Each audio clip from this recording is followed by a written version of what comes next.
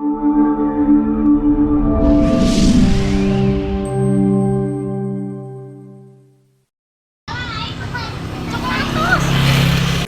Sekolah SDN Pawindan Ciamis, Saripudin SPD, mengatakan bahwa sekolah tidak boleh menjual LKS ke siswa. Alasannya, LKS adalah karya guru yang harus diberikan kepada siswa dengan biaya dari dana BOS. Di mana dulu itu sebetulnya bukan LKS, tapi modul saja, kata Saripudin. Selengkapnya kita simak liputan reporter Heri Herianto berikut ini. Sekolah untuk menjual LKS, kalau nggak menyediakan LKS untuk dibeli siswa, boleh nggak Pak? Tidak boleh, sangat tidak boleh itu. Alasannya? Alasannya itu LKS itu adalah karya guru yang harus dikasihkan ke siswa dengan biaya dari BOS. Gitu. Dulu itu bukan LKS sebetulnya, itu adalah modul ajar, terus lagi ke lembar kerja peserta didik itu ada LKS sebetulnya. Jadi itu harus dibuat oleh guru, dikasihkan kepada siswa setiap hari. Pak, begini, kalau andaikan ada nih di sekolah SD maupun SMP, menurut Bapak bagaimana kalau ada penjualan LKS? Boleh tidak?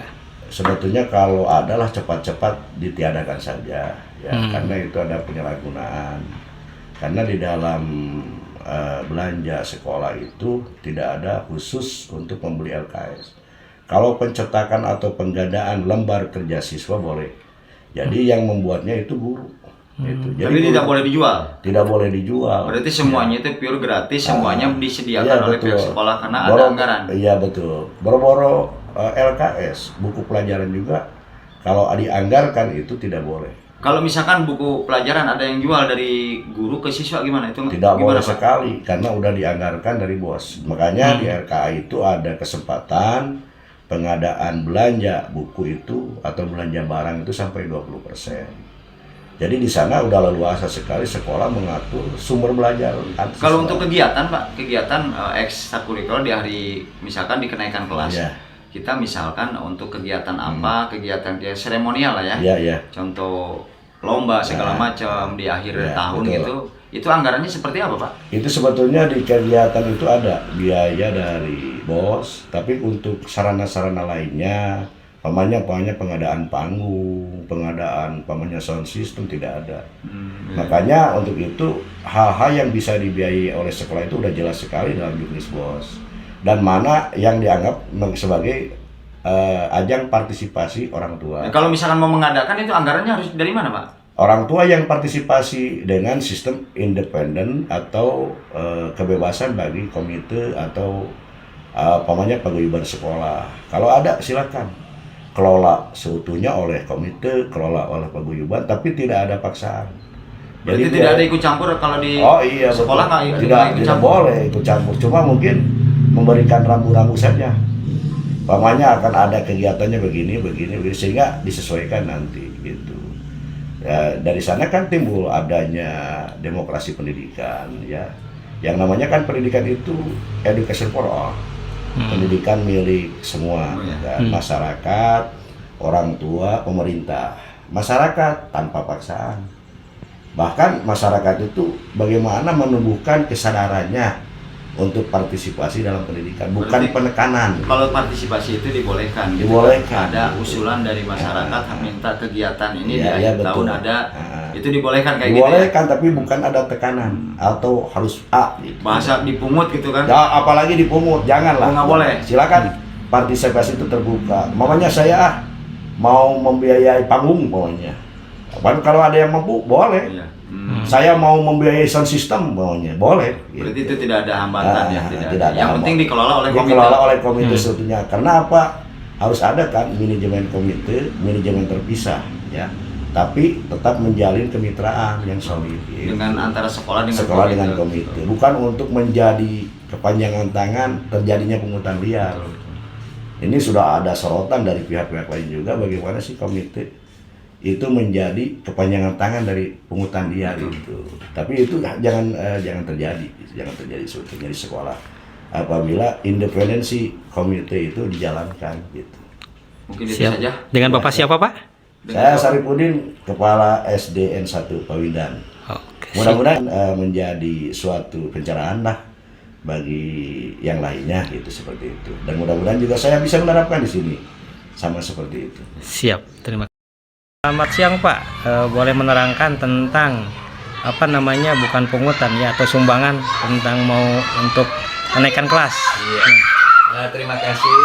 Saya perkenalkan, nama saya Dahlan. Kebetulan masa bakti komite sekolah, komite yang lama dah berakhir dan saya ditunjuk sebagai kepengurusan komite.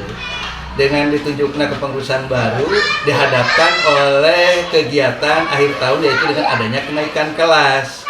Setelah saya berembuk dengan mitra kerja komite yaitu sekolah, maka sekolah karena 3 tahun ke belakang tidak ada kegiatan kenaikan kelas, sehingga sekolah ingin menampilkan gitu kalau kesetujui oleh masyarakat.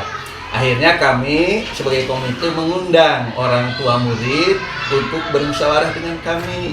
Ya, kami tawarkan ke orang tua apakah ingin mengadakan kenaikan kelas ini seperti biasa-biasa saja, seperti 3 tahun yang lalu hanya bagi rapot lalu pulang. Apakah ingin ada rame-rame?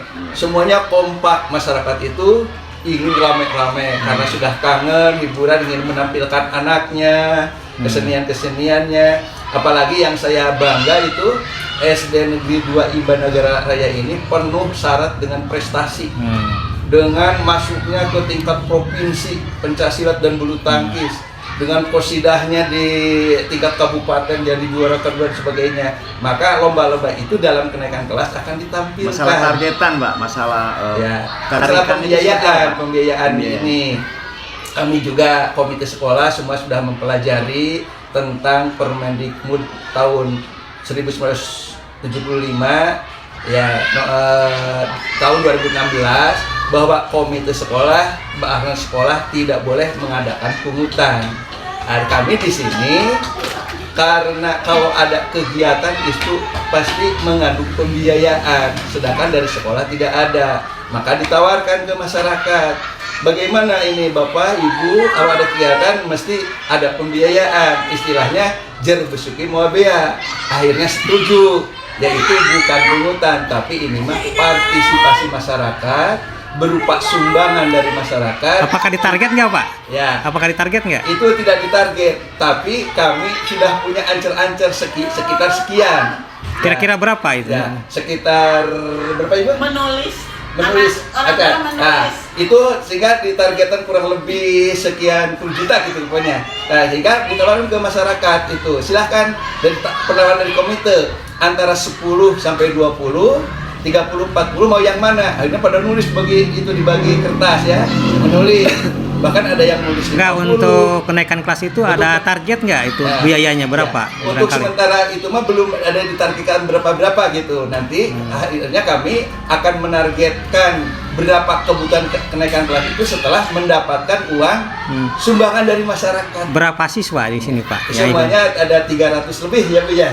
Ada 300-an. Diperkirakan ini berapa Pak untuk? Diperkirakan kalau umpamanya ini, karena kami belum bisa memperkirakan karena ini variasi nanti, hasil akan variasi.